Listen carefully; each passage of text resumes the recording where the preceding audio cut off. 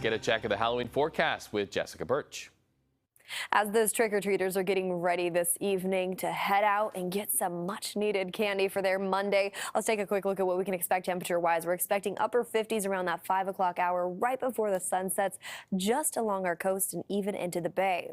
Now for our friends off into our East Inland Hills and all the way up into the North Bay, low 60s are expected. So it's a chilly night ahead of us, but on the bright side, it will be a dry one. Let's take a look at what's going on as we wrap up this week. Now the first day of November landing tomorrow, that cold front really settling its way in.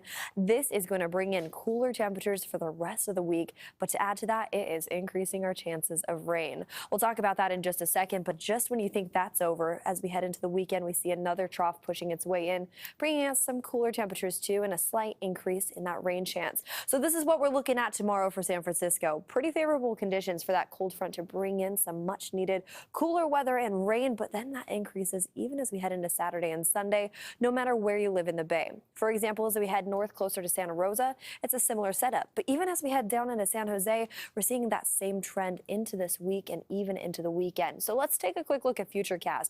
Hour by hour this evening, it is a dry setup for us. Perfect timing for those trick-or-treaters to get out there, get some candy. But once we wake up tomorrow morning into those early morning hours, we see some offshore showers already starting to formulate just around 4 a.m.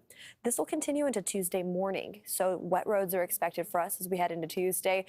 Keep that in mind if you're heading off to school or even off into work. Around 10 a.m. that pushes its way off into our East Inland Hills, and we'll see some scattered showers at times lingering into the evening.